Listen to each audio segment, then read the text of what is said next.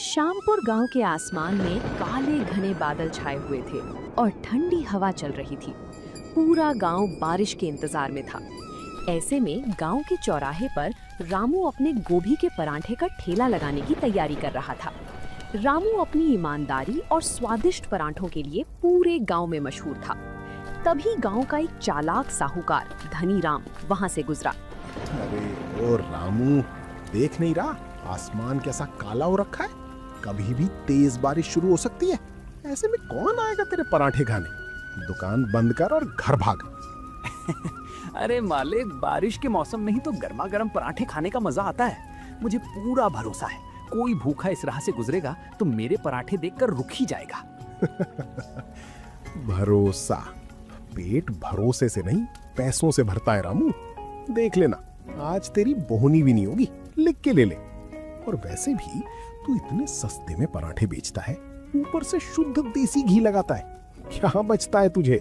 मालिक, मुनाफा कम कमाता हूँ पर लोगों की दुआएं ज्यादा कमाता हूँ। ईमानदारी की कमाई में जो सुकून है वो धोखे के पैसों में कहाँ। चल चल, अपनी ये बड़ी बड़ी बातें अपने पास रख।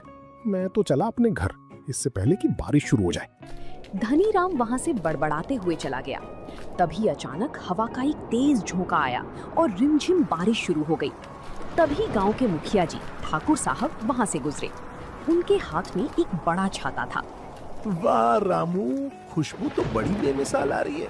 इस ठंडी हवा में तेरे मसालों की महक ने भूख बढ़ा दी। प्रणाम ठाकुर साहब, बस आपके लिए ही गर्मा गर्म गोभी का पराठा तैयार कर रहा हूँ। हाँ भाई, आज तो मन कर गया, पर देख जल्दबाजी मत करना। पराठा एकदम करारा होना चाहिए, जैसे मेरी मूछें खड़ी रहती हैं। आप बेफिक्र रहिए ठाकुर साहब, रामू के हाथ का पराठा और आपकी मूछ की ताव, दोनों का कोई मुकाबला नहीं है। अच्छा रामू, मैंने सुना है कि आजकल बाजार में गोभी बहुत महंगी हो गई है, फिर भी तूने पराठे के दाम नहीं बढ़ाए और लोग तो मिलावट भी करने लगे हैं। ठाकुर साहब, दुनिया बदले तो बदले, पर रामू का धर्म नहीं बदलेगा। भले ही मुझे 2 पैसे कम मिले, पर मैं गांव वालों को बासी या मिलावटी चीज नहीं खिला सकता। जीते रहो रामू, तेरी यही ईमानदारी तुझे इस गांव का सबसे अमीर इंसान बनाती है, भले ही तेरे बैंक में पैसे कम हो। बारिश अब धीरे धीरे तेज होने लगी थी। ठाकुर साहब मजे से गोभी का पराठा खा रहे थे। रामू पूरी लगन से तवे पर पराठा सेक रहा था, जिसकी सुगंध चारों तरफ फैल रही थी। तभी सड़क के मोड़ पर एक बहुत बड़ी, महंगी, चमचमाती काली कार आकर रुकी। कार के बोनट से धुआं निकल रहा था। कार में से एक बेहद रईस, सूट बूट पहने आदमी उतरा।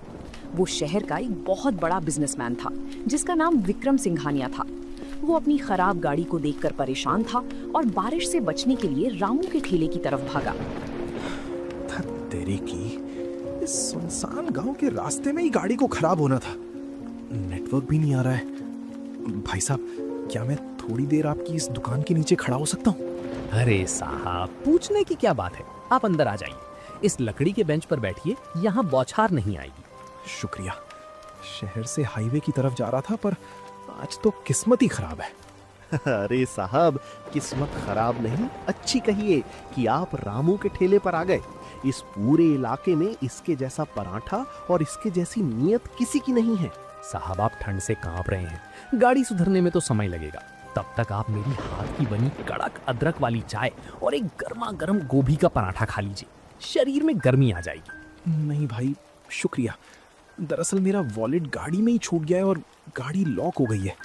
मेरे पास तुम्हें देने के लिए कैश नहीं है और यहाँ ऑनलाइन पेमेंट भी नहीं चलेगी। अरे साहब, पैसों की चिंता मत कीजिए। रामू किसी भूखे को अपनी दुकान से खाली हाथ नहीं भेजता। खाना खाने के लिए जेब भरी होना जरूरी नहीं, पेट खाली होना काफी है। आप बस बैठिए। विक्रम सिंघानिया हैरान होकर रामू को देखने लगा।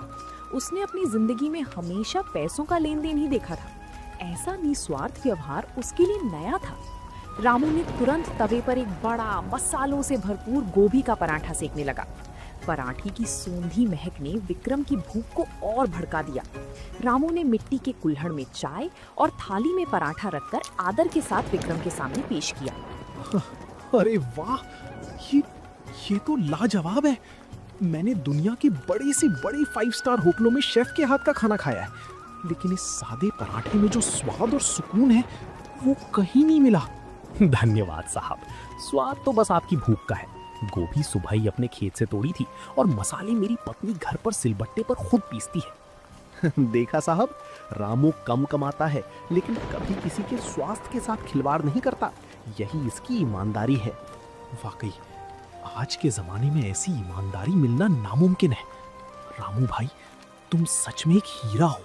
बारिश अब और तेज हो गई थी। बड़े बिजनेसमैन विक्रम सिंघानिया रामू के हाथ का दूसरा पराठा खा रहे थे। तभी गांव का वही चालाक साहूकार धनीराम छाता लगाए दोबारा वहां धमका। उसकी नजर सड़क पर खड़ी उस आलीशान बड़ी गाड़ी पर पड़ी और फिर उसने सूट बूट पहने विक्रम सिंघानिया को रामू के ठेले पर बैठे देखा। धनीराम के दिमाग में तुरंत लालच की घंटी बजी।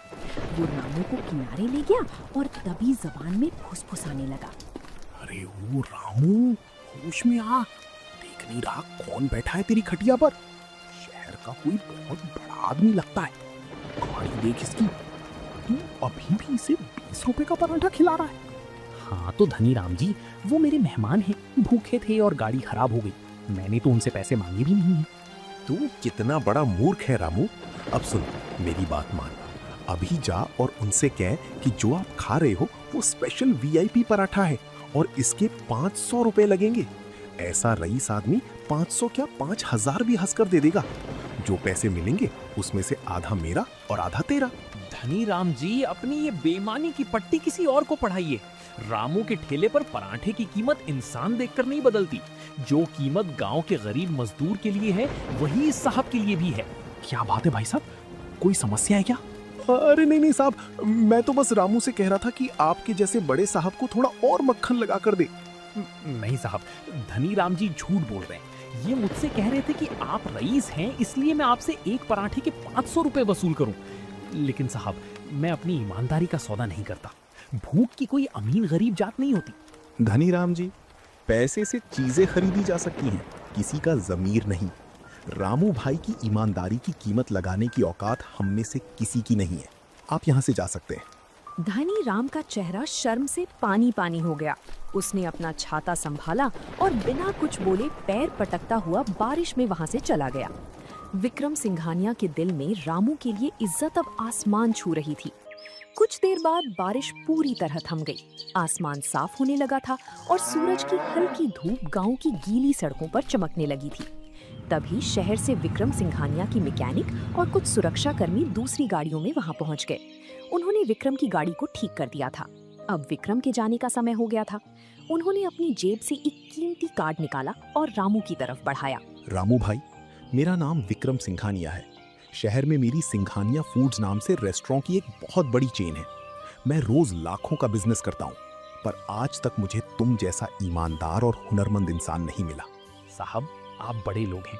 आपने मेरे साधारण से पराठे की इतनी तारीफ कर दी, मेरे लिए यही बहुत बड़ी बात है। ये सिर्फ तारीफ नहीं है रामू भाई, ये एक प्रस्ताव है। मैं चाहता हूँ कि तुम मेरे साथ शहर चलो। मैं शहर के सबसे अच्छे इलाके में तुम्हारे नाम का एक बड़ा आउटलेट खुलवाऊंगा। सारा पैसा मेरा होगा और मुनाफे का आधा हिस्सा तुम्हारा। तुम महीने में लाखों कमाओगे। अरे वाह रामू, तेरी तो लॉटरी लग गई भाई। शहर जाएगा तो तेरी गरीबी दूर हो जाएगी, मान जा।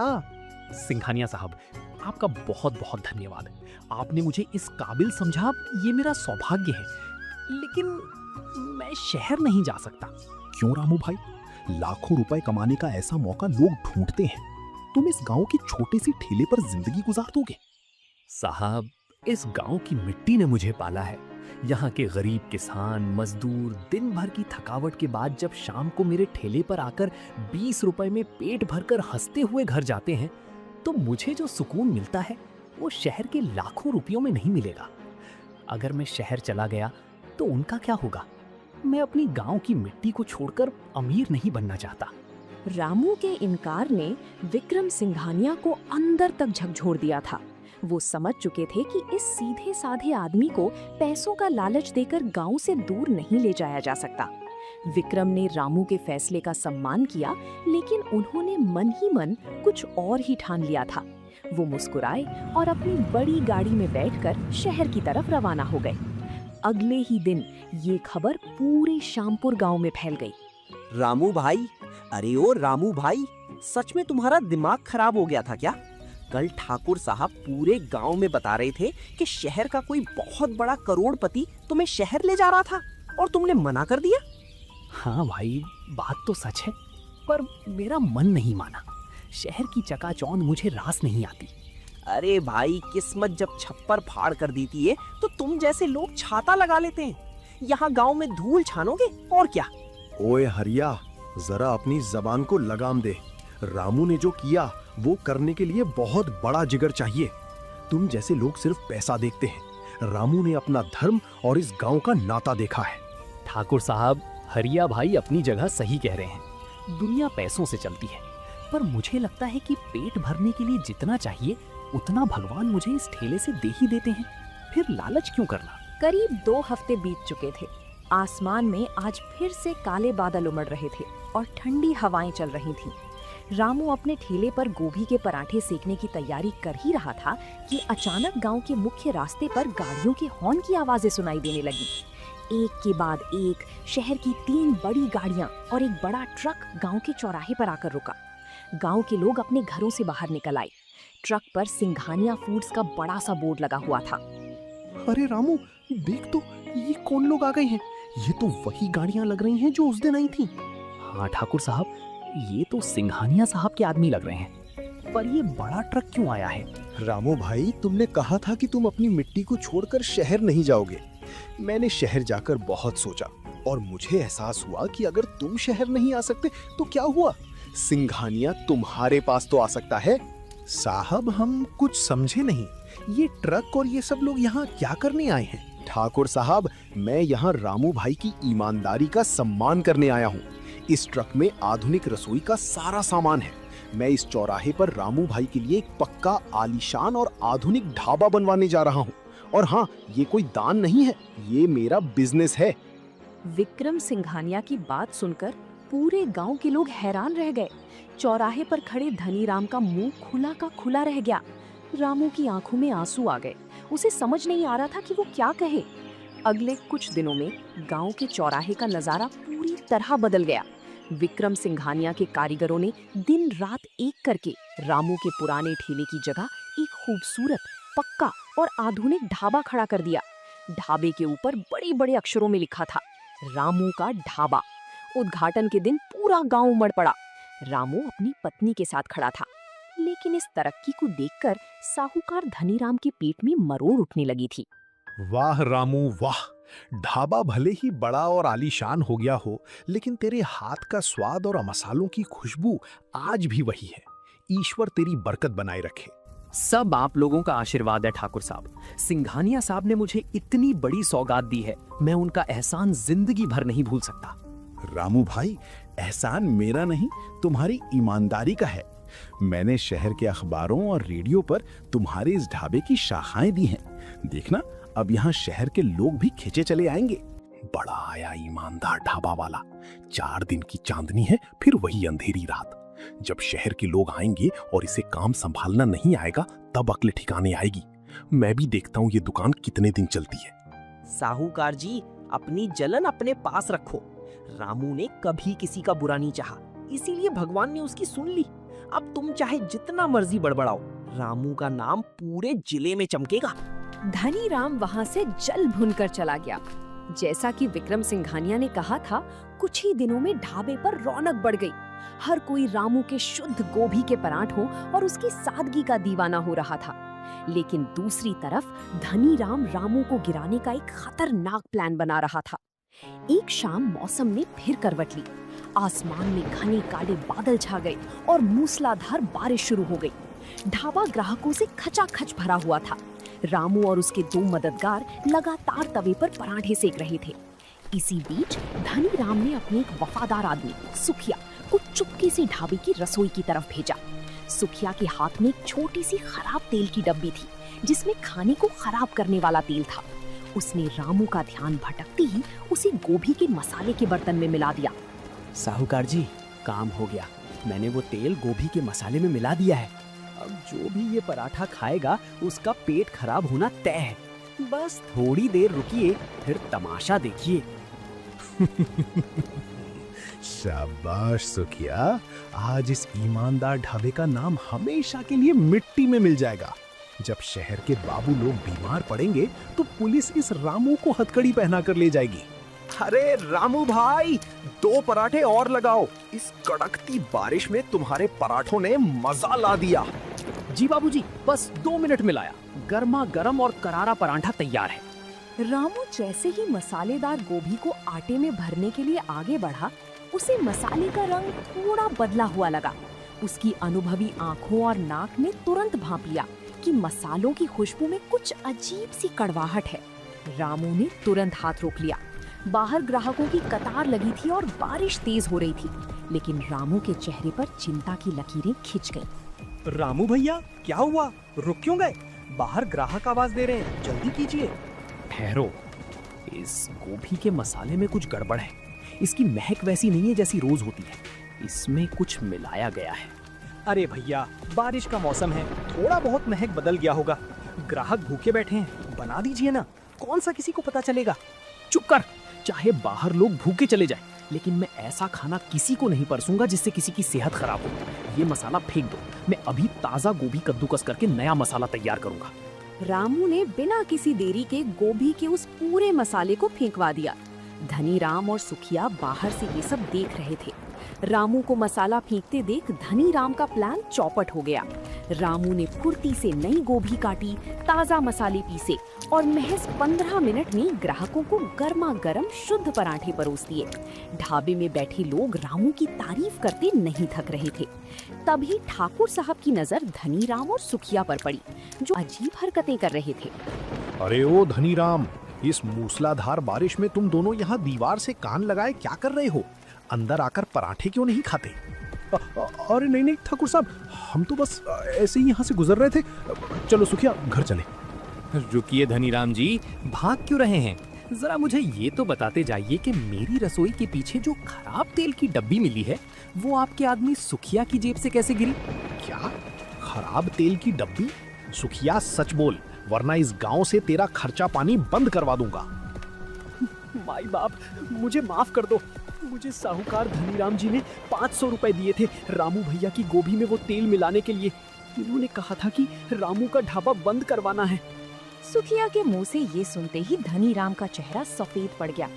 धनीराम जी, आपने मेरी दुकान बंद करने की साजिश रची, लेकिन मेरी ईमानदारी ने मुझे बचा लिया। याद रखिए, इंसान की नीयत ही उसका नसीब लिखती है। ठाकुर साहब ने तुरंत पुलिस को बुलाया और धनीराम और सुखिया को पुलिस के हवाले कर दिया। पूरे श्यामपुर गांव में रामू की सूझबूझ और उसकी ईमानदारी के किस्से और भी मशहूर हो गए।